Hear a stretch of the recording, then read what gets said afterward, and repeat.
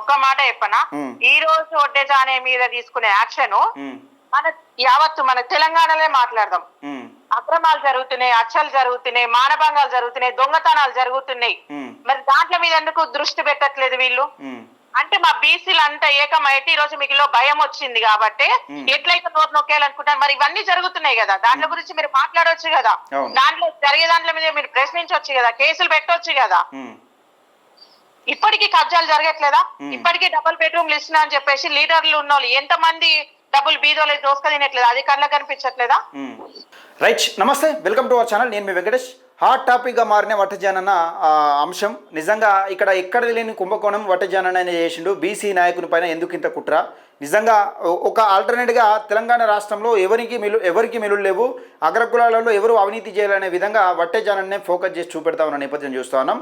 ఇక్కడ జరిగిన సంఘటన ఇంతకుముందే మనం నీరజక్కతో మాట్లాడినాం. అసలు ఏం జరిగింది, ఏం కథ అంటే క్లియర్గా మనకు ఓపెన్గా అర్థమవుతా ఉన్నది. మొన్న జరిగిన జక్కిడి శివచరణ్ రెడ్డి అనుచిత వ్యాఖ్యలను తీవ్రంగా ఖండిస్తూ, ఈశ్వరమ్మ యాదవ్ పైన చేసిన అనుచిత వ్యాఖ్యలను తీవ్రంగా ఖండిస్తూ వట్టెజానన్న క్షేత్రస్థాయిలో క్లియర్గా గట్టిగా పనిచేసి ఎవరైతే ఈ జక్కిడి శివచరణ్ రెడ్డి అనుచిత వ్యాఖ్యలు చేసిండో ఆయన పైన ఒత్తిడి తీసుకొచ్చే ప్రయత్నం చేస్తుండు. యాదవ సామాజిక వర్గాన్నే కాదు, ఆ యావత్ బీసీ సామాజిక వర్గాన్ని మేల్కొల్పే ప్రయత్నం చేసిండు తెలంగాణ రాష్ట్రంలో. మనం అందరం చూసినాం.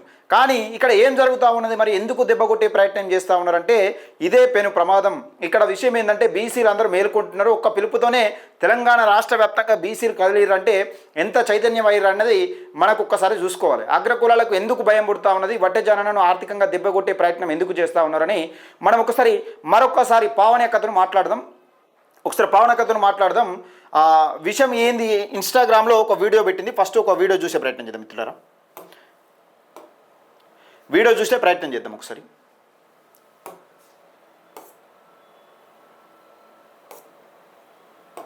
ఒక బీసీ బిడ్డ మన కోసం పోరాటానికి బయటికి వస్తే రెడ్డిలందరూ కలిసి ఈ చెడ్డీలందరూ కలిసి ఆయన గొంతు నొక్కేయాలని చూస్తున్నారు.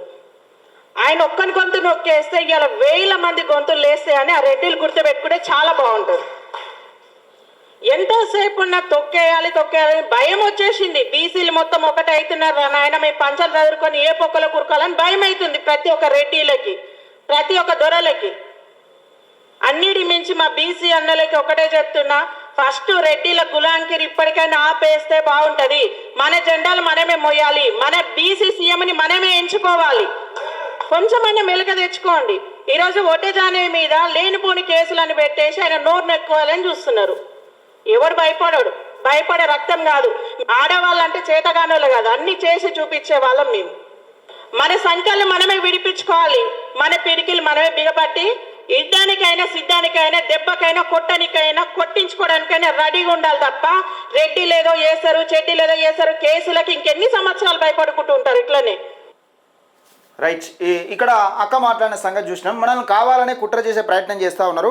ఇది ఏ విధమైన దెబ్బ అంటే మనం కొట్టే దెబ్బకు తిరుగు లేకుండా కొట్టాలి. వాళ్ళు కొట్టడానికైనా సిద్ధం, మనం తనలబడడానికైనా సిద్ధంగా ఉండాలి. మనమైన కుట్రలు పండుతారని తెలిసి కూడా మనం భయపడద్దు. మనం ఎదుర్కొనే శక్తిగా ఎదిగినాం కాబట్టి వాళ్ళకు చెడ్డీలు నడుస్తూ ఉన్నాయని పవనక్క మాట్లాడుతాను. ఒకసారి డైరెక్ట్ మనం లైవ్లోకి తీసుకునే ప్రయత్నం చేద్దాం. మీరు కాల్ చేస్తున్న వ్యక్తి వేరే కాల్లో మాట్లాడుతున్నారు. మీరు వేచి ఉండండి లేదా తరువాత మళ్ళీ కాల్ చేయండి. హలో అక్క, నమస్తే. లైవ్లో ఉన్నారు అక్క? నమస్తే అన్న. తెలంగాణ రాష్ట్ర వ్యాప్తంగా చర్చనీయాంశమైన అంశం ఏంటంటే వట్టెజానన్నకు సంబంధించి పీడీ యాక్ట్ పెట్టినారు. వట్టెజానన్న పరారీలో ఉన్నాడు. అసలు దీనికి అంతటికి కారణం ఏంది? కేవలం వట్టెజానన్నే ఒక మిల్లులు నడిపిస్తూ ఉన్నాడు. తెలంగాణ రాష్ట్ర వ్యాప్తంగా ఈ అగ్రకులాలకు ఏం లేవా? అసలు వట్టెజానన్నే టార్గెట్ చేయడానికి కారణం ఏందక్క? మీరు చెప్తా ఉన్నారు కదా, ఒక వీడియో చూపించిన ఇంతకుముందు. బీసీలందరూ ఏకమవుతున్న నేపథ్యంలో, మన బహుజనులందరూ ఏకమవుతున్న నేపథ్యంలో రెడ్డిలకు చెడ్డీలు నడుస్తున్నాయని ఒక మాట మాట్లాడారు. దీన్ని ఎట్లా చూడొచ్చు అన్న? ఇప్పుడు మెయిన్ వీళ్ళంతా ఏకమైంది ఎందుకంటే ఈరోజు ఒట్టెజానే గారు ముందుకు వచ్చిరు.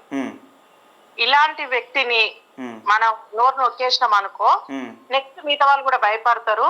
లేకపోని కేసులన్నీ వేసి ఆయన ఒక్కరే ప్రపంచంలో మిల్లు నడిపిస్తున్నారు. ఏ రాజకీయ నాయకులకు లేదు, ఎలాంటి రెడ్డి వర్గాలకు లేదు, ఎవరికి లేదు. ఈ రోజు ఆ జానే గారు మాత్రం నడుపుతున్నారు. ఈయన ఎలాగైనా ఏదో ఒక కేసులు ఇరికిద్దామని చూస్తున్నారు. ఈసీలో నోర్లు నొక్కేయాలనుకుంటున్నారు కానీ అది కాని పనిగా. అంటే వట్టెజానన్న పీడీ యాక్ట్ పెట్టేంత నేరస్తుడా? అసలు అదే అంటున్నా, ఇప్పుడు అసలు వదిలిపెట్టి ఉత్తాయిని పట్టుకోవడం ఎందుకు? కొన్ని కోట్లు కొట్టేసిన వాళ్ళు ఉన్నారు కదా. ఈ రోజు ఆయన మీద ఇవన్నీ కేసులు పెడుతున్నారు కదా.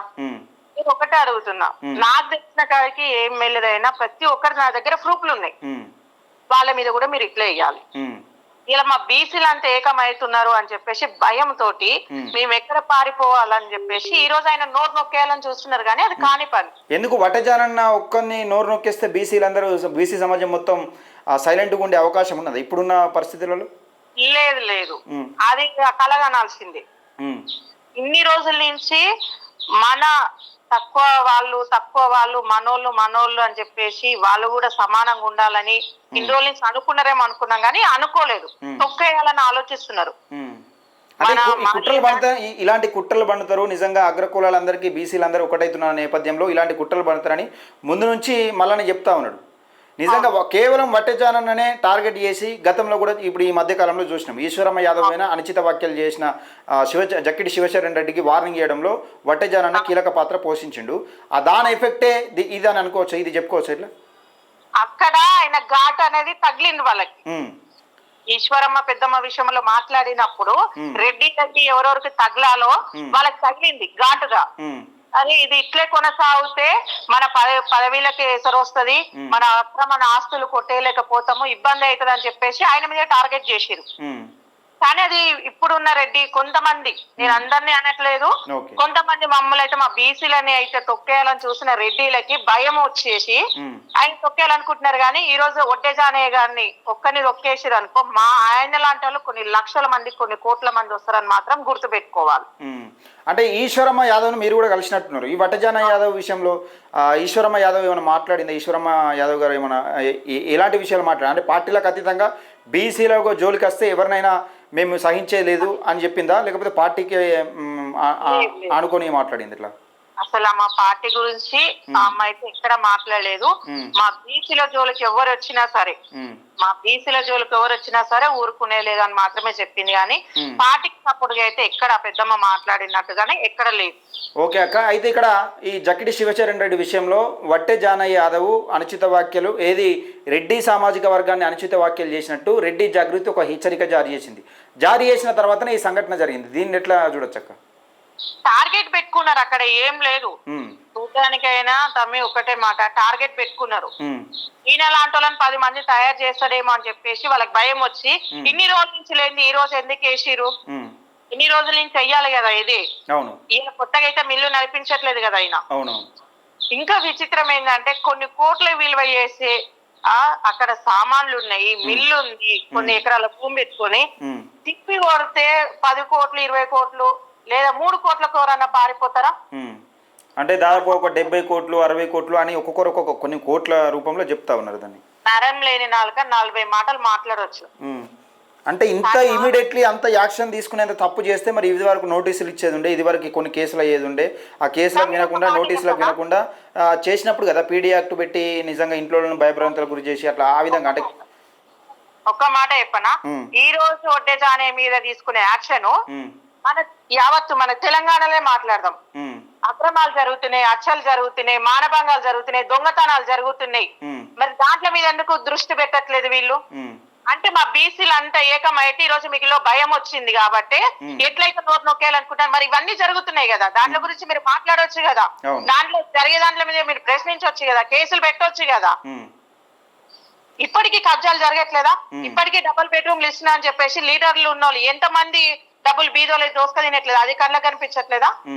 కేసులు బనాయించి అండర్ కవర్ పోయేటట్టు చేసిన వట్టెజాన యాదవ్ పైన చర్యలు తీసుకున్నా. అంటే అవినీతికి పాల్పడ్డావు, మొట్టమొదటి అవినీతి ఏదైనా బయటకు తీస్తే నువ్వే పోతావు అని చెప్పిన ఇప్పుడు ఆ నాయకులు మరి వట్టెజానన్న పైన ఎందుకు పడ్డారు? మరి ఇప్పుడు బీఆర్ఎస్ అయినా కాంగ్రెస్ అయినా అగ్రకులాలు అందరూ ఒకటే అని మనం అనుకోవచ్చాక? అది ఇప్పుడు అది వాస్తవమే తమ్మి, నేను అన్నిటి మించి ఒక్కటే మాట చెప్తున్నా. ఇప్పుడు ఈ రెడ్డిలందరూ కలిసి ఎవ్వరేం కలిసినా మాకు ఒరిగేది ఏం లేదు. మేము మా బీసీ వర్గాలు మొత్తము ఉత్తవస కొట్టుకపోయి అంటున్నారు మీరు, మీ రెడ్డిలు అంతా.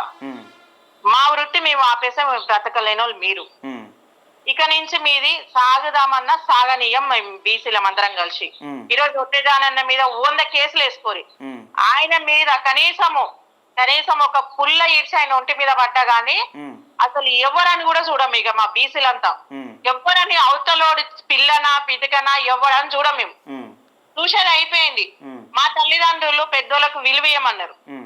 మాకు పద్ధతి ఉంది, కానీ మీ తల్లిదండ్రులు మీకు అట్లా నేర్పలే. మీ రెడ్డి కులానికి అట్లా నేర్పలే కాబట్టి మమ్మల్ని చీప్ గా తీసి పారేసారు.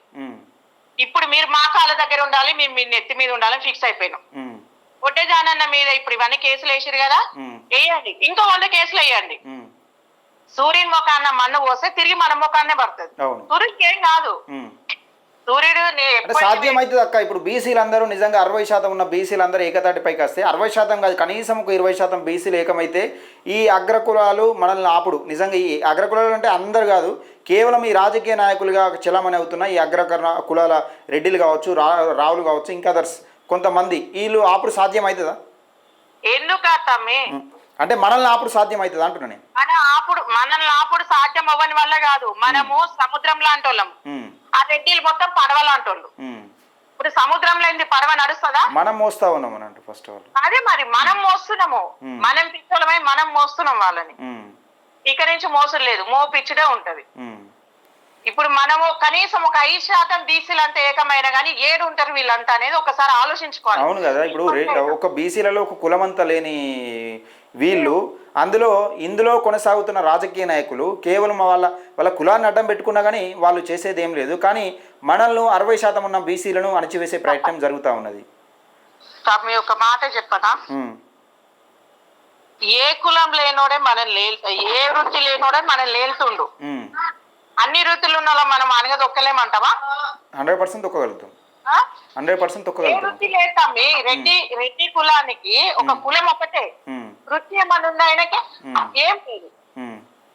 ఆయననే మనల్ని తొక్కుతుంటే అన్ని వృత్తులు వచ్చిన వాళ్ళం. కుమ్మరోళ్ళు ఒక మట్టి నుంచి కుండ చేయాలంటే ఎంత తెలివి కావాలి. మట్టిని తీసి కుండని చేసిన కుమ్మరాయనకి రాజకీయం చేయడం రాదా? మట్టిని కూడా కింద వేసి ఎట్లా దొక్కుతారో అట్లా దొక్కుతారు. కానీ గుర్తు పెట్టుకోవాలి, ఇన్ని రోజులు మీకు విలువ ఇచ్చినాం, ఇక నుంచి ఇచ్చలేదు. అయిపోయింది. మీరు ఒడ్డెగానన్న మీద వేస్తారా, లేకపోతే పావని మీద వేస్తారా, లేకపోతే ఎంతమంది మీద కేసులు వేసుకోరా నాయన, తాగడానికైనా సిద్ధం. అంటే రానున్న రోజులలో బీసీల కార్యాచరణ ఏ విధంగా ఉంటే బాగుంటుంది అక్క? మన సీఎం మనమే ఎంచుకోవాలి. మనమే ఎంచుకోవాలి. మనం బీసీలమై అసెంబ్లీలో కూర్చోవాలి. ఆ రోజు మనకు కావాలంటే మన బీసీలు మొత్తం ఏకం కావాలి. రైట్, ఓకే అక్క, థ్యాంక్ యూ. ఇది జరుగుతూ ఉన్నది. తెలంగాణ రాష్ట్ర వ్యాప్తంగా తెలంగాణ రాజ్యాధికార పార్టీ ముందుకు తీసుకుపోవడంలో కీలక పాత్ర పోషిస్తుండు. తీన్మర్మలను అడుగుజాడల్లో నడుస్తూ బీసీ ఉద్యమాన్ని బలోపేతం చేసేందుకు శతవిధాలుగా ప్రయత్నం చేస్తున్న వట్టె జానన్న పైన అనేక మంది కుట్రలు పడుతూ ఉన్నారు. పీడీ యాక్ట్ పెట్టినట్టున్నారు. అయితే ఇక్కడ వట్టె జానన్నకు సంబంధించి కుమారును కూడా అరెస్ట్ చేసే ప్రయత్నం అరెస్ట్ చేసిరని వార్తలు వస్తూ ఉన్నాయి. మరొకసారి తెలుసుకునే ప్రయత్నం చేద్దాం.